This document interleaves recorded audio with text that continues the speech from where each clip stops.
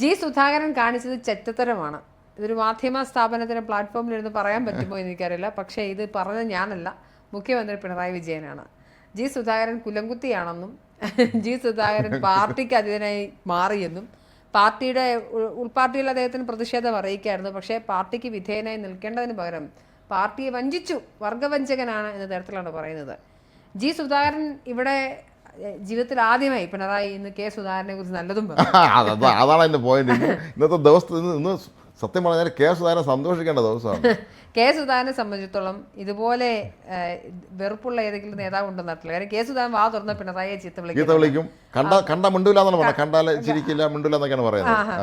അങ്ങനെയുള്ള K Sudhakaran seat കിട്ടാഞ്ഞിട്ട് പോലും പാർട്ടിക്ക് വിധേയനായി നിന്നതിൽ മുഖ്യമന്ത്രി പ്രശംസിച്ചു.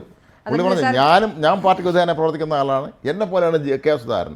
സീറ്റ് കിട്ടില്ലെന്ന് അദ്ദേഹം പ്രതികരിച്ചു, പക്ഷേ അദ്ദേഹം പാർട്ടിക്ക് വിധേയനായി. ആരാണപ്പോൾ പാർട്ടി എന്ന് നമുക്കറിയാം. പാർട്ടി എന്ന് വെച്ചാൽ പിണറായി, പാർട്ടി അതാണ്. പിണറായിനെ പിണറായി പറഞ്ഞല്ലേ കേൾക്കുള്ളൂ എന്നുള്ളതാണ്. എന്തായാലും ജി സുധാകരനെ എനിക്ക്, പക്ഷേ ജി സുധാകരൻ ഒരു UDF പിന്തുണയോടുള്ളൊരു സ്ഥാനാർത്ഥി അതിനോട് എനിക്ക് വിയോജിപ്പാണ്. ഒന്ന്, ഞാൻ പ്രായത്തിൻ്റെ ഇത് പറയല്ല, അദ്ദേഹത്തിന് തീരെ വയ്യ. അദ്ദേഹം ആരോഗ്യ പ്രശ്നങ്ങൾ ധാരാളമുണ്ട് അദ്ദേഹത്തിന്. നമ്മളൊരു ജനപ്രതിനിധിയാകുമ്പോൾ സ്വാഭാവികമായിട്ടും നമുക്ക് വേണ്ടുന്നൊരു ബേസിക്കായിട്ട് വേണ്ടുന്നൊരു കാര്യം ആരോഗ്യം എന്നുള്ളതാണ്. ഓടി ഓടി ജനങ്ങളുടെ അടുത്ത് കാര്യങ്ങൾക്ക് ചെല്ലാനൊക്കെ. ഞാൻ കഴിഞ്ഞ ദിവസം അദ്ദേഹത്തിൻ്റെ ഏറ്റവും റീസെൻ്റ് ആയിട്ടൊരു ഫുട്ടേജ് അവർക്കും കാണുന്നത്, നമ്മളെപ്പോഴും പത്രസമ്മേളനം വിളിക്കുമ്പോൾ അദ്ദേഹം ഇരിക്കുന്ന മാത്രമാണ് കാണുന്നത്. വെള്ളാപ്പള്ളി നടേശനെ അദ്ദേഹം കാണാൻ പോയിട്ട് തിരിച്ച് വീട്ടിൽ നിന്ന് 2 സ്റ്റെപ്പ് ഇറങ്ങാൻ അദ്ദേഹം ഒരുപാട് സമയം കയറാൻ ബുദ്ധിമുട്ടുണ്ട്.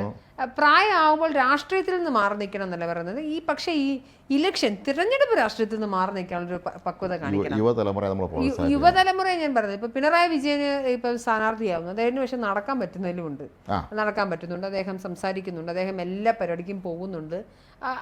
അദ്ദേഹത്തിന് അങ്ങനെ ഇപ്പൊ ജി സുധാകരൻ അത് പറ്റുമെങ്കിൽ ചെയ്തോട്ടെ. പക്ഷെ ഇതുപോലും പറ്റാത്ത അദ്ദേഹം ഇപ്പോൾ അദ്ദേഹത്തിന്റെ രാഷ്ട്രീയത്തിൽ എതിരഭിപ്രായം പറയാം, രാഷ്ട്രീയത്തിൽ ഇടപെടാം, നിർണായക ശക്തിയാകാം, പത്രസമ്മേളനങ്ങൾ വിളിച്ചു കൂട്ടാം, കാര്യങ്ങൾ സംസാരിക്കാം, അഭിപ്രായ സ്വാതന്ത്ര്യമുണ്ട്. പക്ഷേ ജി സുധാകരനെ പോലെ ഒരു അദ്ദേഹം അനിശ്ചിതനായ നേതാവൊക്കെ ആയിരിക്കും.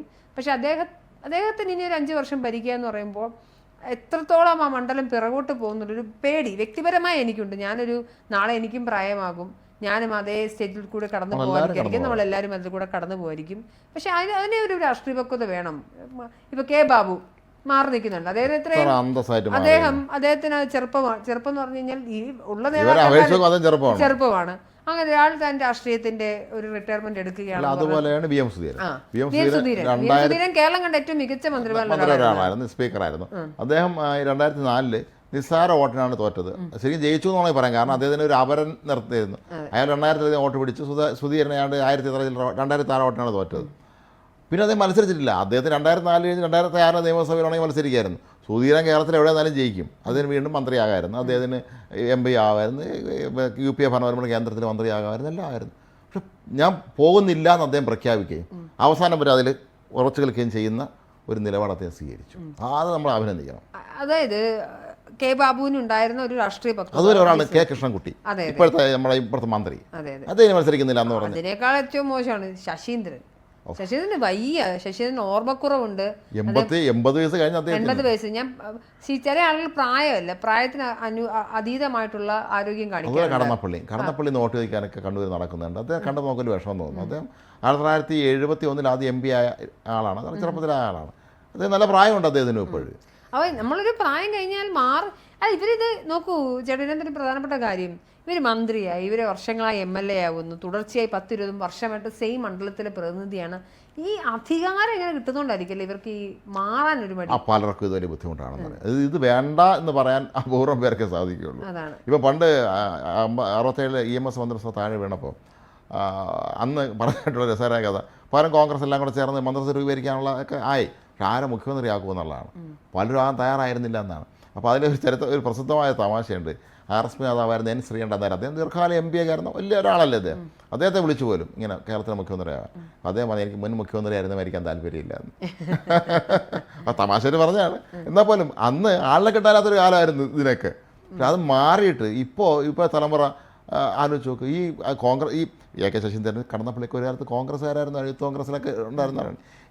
60കളുടെ അവസാനം ഇവർ വലിയ കൊട്ടാര വിപ്ലവം നടത്തിയാണ് അന്നത്തെ സീനിയേഴ്സിൻ്റെ അടുത്തൊക്കെ പറഞ്ഞ് നിങ്ങൾ കടൽക്കിഴവന്മാരെ മാർത്താൻ ഞങ്ങൾക്ക് അവിടെ കയറണം, അങ്ങനെ കയറ്റി ഇരുത്തതാണ് അവർ. ഇവർ മാറത്താന്ന് പറയുമ്പോൾ അന്ന് ആർ ശങ്കറിൻ്റെ പ്രായം 59. പി ടി ചാക്കോ അദ്ദേഹത്തിന് ഈ വിഷയം അദ്ദേഹം മരിക്കുമ്പോൾ 47 വയസ്സ് 46 വയസ്സേ ഉള്ളൂ. CH മുഹമ്മദ് കോയ മരിക്കാൻ അദ്ദേഹത്തിന് പ്രായം കുറവാണ്. എന്നിട്ട് ഇവരെല്ലാം ഇപ്പോഴും ഈ എല്ലാ 75 വിപ്ലവം നടത്തിയവർ അന്തപുരത്തിരിക്കുകയാണ്. ഞങ്ങളത് ഇഷ്ടപ്പെട്ടു, ഞങ്ങൾ ആസ്വദിച്ചു. അന്ന് മാറിക്കൊടുക്കാൻ ആർജം അവർ കാണിച്ച് അലക്സാണ്ടർ പറമ്പിത്തറയും അല്ലെങ്കിൽ ഈ ആർ ശങ്കർ ഇവരെല്ലാവരും മാറിക്കൊടുത്തു. ശരി നിങ്ങൾ കയറിക്കോ എന്ന് പറഞ്ഞു. അവർ പൊക്കി വിട്ടു ഇവരെല്ലാവരും. ആ കയറിയവന്മാർ ഇവർ തിരിച്ചിറങ്ങിയിട്ടില്ല. അതാണ്. അപ്പോൾ ജി സുധാകരനെ സംബന്ധിച്ചുള്ള അങ്ങനെ ഒരു പരിമിതിയുണ്ട്. നിങ്ങൾക്ക് അഭിപ്രായങ്ങൾ പറയാം. നിങ്ങൾ തീർച്ചയായിട്ടും ജി സുധാകരൻ വ്യക്തിപരമായി നമുക്കൊന്നും ഒരു വിരോധമില്ല. അത് നല്ല മന്ത്രിയായിരുന്നു. ജി സുധാകരൻ എനിക്ക് വ്യക്തിപരമായ അതിൻ്റെ ആശയങ്ങളൊക്കെ എനിക്ക് വിമർശനങ്ങളുണ്ട്. മറ്റേ ബില്ലാദനെ കുറിച്ച് കവിത എഴുതുകയും വലിയ അതൊന്നും എനിക്ക് അനുകൂലമല്ല. ഞാൻ അദ്ദേഹത്തെ ഒരു കേരളത്തിലൊരു മുതിർന്ന നേതാവ് എന്നതിനേക്കാൾ ഉപരിയായി അദ്ദേഹത്തിന് എന്തെങ്കിലും പ്രത്യേക പ്രിവിലേജ് കൊടുക്കണമെന്ന് വിചാരിച്ചു. ഇതിൽ പല കോൺഗ്രസ്സുകാർ ഇപ്പോൾ ചോദിക്കുന്നതിൻ്റെ ചോദ്യം ഇങ്ങനെ ഈ പാർട്ടി വിട്ട് വരുന്നവർക്ക് എല്ലാവരും സീറ്റ് കൊടുക്കണമെങ്കിൽ പിന്നെ ഞങ്ങൾ എന്ത് ചെയ്യുമെന്നുള്ളതാണ് സ്വാഭാവികമാണ്. ആയിഷ പോറ്റിക്ക് സീറ്റ്, പി ശശിക്ക് സീറ്റ്, ജി സുധാകരന് സീറ്റ്. അത് ഈ വേസ്റ്റ് ക്ലാസ്സുകളായിട്ടാണ് നിൽക്കുന്നത്. അത് മറ്റേ കല്യാണരാമൻ സിനിമയ്ക്കകത്തൊരു വേസ്റ്റ് ക്ലാസ് പ്രയോഗമുണ്ട്. നിങ്ങൾക്ക് വരുന്ന വേസ്റ്റ് അല്ല ഒഴിച്ചോളാൻ മിസ്റ്റർ പോഞ്ഞിക്കരായിട്ട് ഇന്നസെന്റ് പറയുന്നത് പോലെയാണ്. എല്ലാ മാലിന്യങ്ങൾ വന്നാലും എന്ത് വന്നാലും ഞങ്ങൾ സ്വീകരിച്ചോളാം എന്നുള്ളതാണ്. അല്ല, അത് ഒരിക്കലും നമ്മൾ തിരഞ്ഞെടുപ്പ് സമയത്ത് എന്തും ചെയ്യാമെന്ന് പറയാൻ പോലെ അതിനൊരു പരിധിയുണ്ട്. ഇപ്പോൾ അമ്പലപ്പുഴയിലെ കാര്യം നമുക്ക് എടുക്കാം. അമ്പലപ്പുഴയിൽ അവസാനമായിട്ട് അവിടെ നിന്ന് കോൺഗ്രസിൽ നിന്ന് MLA ആൾ D സുഗതനാണ്. അദ്ദേഹം വലിയ നേതാവാണ്. അദ്ദേഹം നല്ലൊരു അഭിഭാഷകനാണ്, പ്രമുഖനായ അഭിഭാഷകനാണ്. അദ്ദേഹം നിയമവുമായി ബന്ധപ്പെട്ട് പല പുസ്തകം എഴുതിയിട്ടുള്ള ആളാണ്. അതുപോലെ നല്ല MLA ആയിരുന്നു അദ്ദേഹത്തെ ഇപ്പോൾ ഒരു വർഷം ഇപ്പം മത്സരിച്ചാലേ സുധാകരൻ നല്ല D സുഗതൻ എന്നാലും ജയിക്കുമായിരുന്നു. സുധാകരനോട് നിന്നോട്ടെ, സുധാകരൻ നിൽക്കാൻ കുറേ CPM വോട്ട് സുധാകരൻ പിടിച്ചുകൊണ്ട് വെച്ചപ്പോൾ D സുഗതൻ ജയിക്കുമായിരുന്നു. സ്വന്തം പാർട്ടിക്കാരനെ വരുന്ന ഒരാൾ ഇത്രയും വർഷം കിടന്നൊരു പാർട്ടിക്ക് വേണ്ടി പാടുവിട്ട ആൾ നിൽക്കുമ്പോഴേ അത് നിങ്ങൾ വേണ്ട, നിങ്ങളങ്ങ് മാറിക്കുക, ഞങ്ങൾക്ക് ഒരാളിനെ കിട്ടിയിട്ടുണ്ട് എന്ന് പറയുന്ന അതൊരു സുഖമുള്ള പരിപാടിയാണ്. ഈ നമ്മൾ പ്രധാനപ്പെട്ട ഒരു കാര്യം, ഈ മണ്ഡലങ്ങളൊക്കെ തന്നെ ശക്തമായ കോൺഗ്രസിന് സ്വാധീനമുള്ള മണ്ഡലങ്ങൾ കൂടിയാണ്. അങ്ങനെ ഒരു മണ്ഡലത്തിൽ ഇവർക്ക് പിന്നെ എന്തിനാണ് പേടിക്കേണ്ടതെന്നുള്ളത്. അതായത് കഴിഞ്ഞ 10 വർഷമായി പ്രതിപക്ഷത്തിരിക്കുന്ന കോൺഗ്രസ് അപ്പോൾ അത്രയും പോലും തെരഞ്ഞെടുപ്പിന് ഒരുങ്ങിയിരുന്നില്ല. വിശ്വാസമില്ലാതിന്റെ അർത്ഥം എന്താണ്? അവർ തെരഞ്ഞെടുപ്പിന് ഒരുങ്ങിയില്ല എന്നല്ലേ? അവർ തെരഞ്ഞെടുപ്പിന് ഒരുങ്ങാതെ അവർ മാറി നിൽക്കുകയായിരുന്നു എന്നൊരു ചോദ്യം ഇവിടെ ബാക്കിയാവുന്നുണ്ട്. ഇതൊരു വളരെ പ്രധാനപ്പെട്ട ഒരു കാര്യമാണ്. മാത്രമല്ല ചേട്ടാ, ഇപ്പോൾ കെ സുധാകരൻ എടുത്ത തീരുമാനം തന്നെ, കെ സുധാകരൻ ഇപ്പോൾ പറയുന്നത് നിങ്ങൾ മാധ്യമങ്ങൾ ഉണ്ടാക്കിയെടുത്ത വാർത്തയാണ്.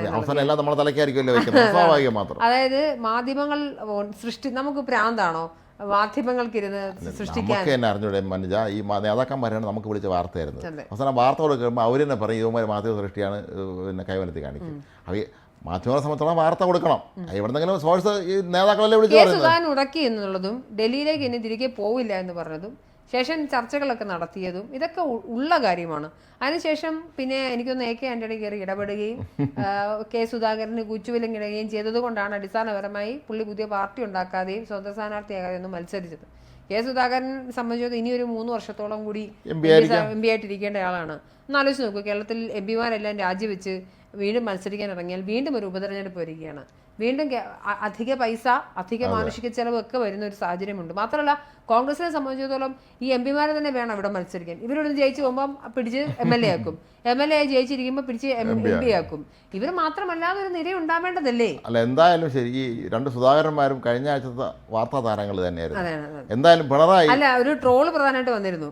പിണറായി ഇങ്ങനെ VD സതീശനോട് ചോദിക്കുന്നത് എന്താണ് താങ്കളുടെ പ്രശ്നം സുധാകരൻ, അപ്പൊ താങ്കളുടെ പ്രശ്നം എന്താ? തിരിച്ച് VD സതീശൻ പിണറായിക്കും അത് സുധാകരനാണ്. അപ്പോൾ ഏതായാലും കെ സുധാകരന് ഒരു കാലത്ത് സന്തോഷിക്കാം. പിണറായി നല്ല അഭിപ്രായം പറഞ്ഞിട്ടുണ്ട്. പണ്ട് പറഞ്ഞാലും പിണറായി വന്നല്ലോ, ഞാനൊരു പ്രത്യേക ആക്ഷൻ പണ്ട് മറ്റേ ഗവൺമെൻറ് കോളേജിൽ കാണിച്ചു എന്ന് പറഞ്ഞതെല്ലാം തള്ളിക്കളഞ്ഞുകൊണ്ട് പിണറായി നല്ല അഭിപ്രായം സുധാകരനെ കുറിച്ച് ഒരു ഗുഡ് സർട്ടിഫിക്കറ്റ് കൊടുത്തു കഴിഞ്ഞിരിക്കുന്നു.